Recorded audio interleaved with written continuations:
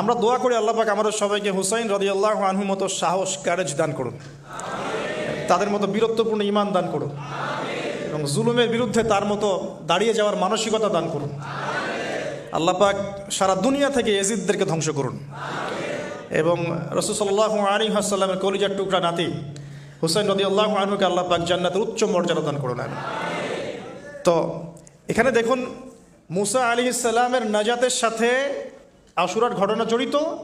আর একটা কথা আমি বলে দিই, মুসা আলাইহিস সালাম, তার কওম, ফেরাউন এবং শেষ জামানা, দাজ্জাল, জেরুজালেম, ইহুদি, এদের সবার সাথে একটা যোগসূত্র আছে। একটু বোঝার চেষ্টা করবেন।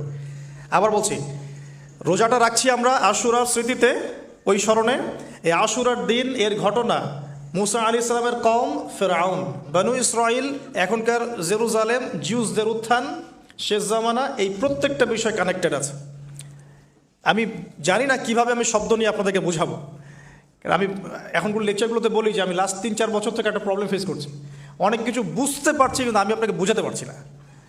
আমি কোন ভাষা প্রয়োগ করব বা কিভাবে সিকোয়েন্স সাজাবো আমি আসলেই বুঝতে পারছি না। বিশ্বাস করেন, এগুলো শুধু বাইরের কথা বললাম, ভিতরে এমন অনেক কথা আছে যার 30 থেকে 40% আমি বলতে পারছি, বাকি 60% কথা আমি বলতে পারছি না। এখন আপনি ইন্টেলেকচুয়াল অডিয়েন্স হয়ে বুঝে নিয়েন যে কেন বলতে পারছি না, কী কারণে, এটা আপনাদেরকে বুঝে নিতে হবে। তো এখন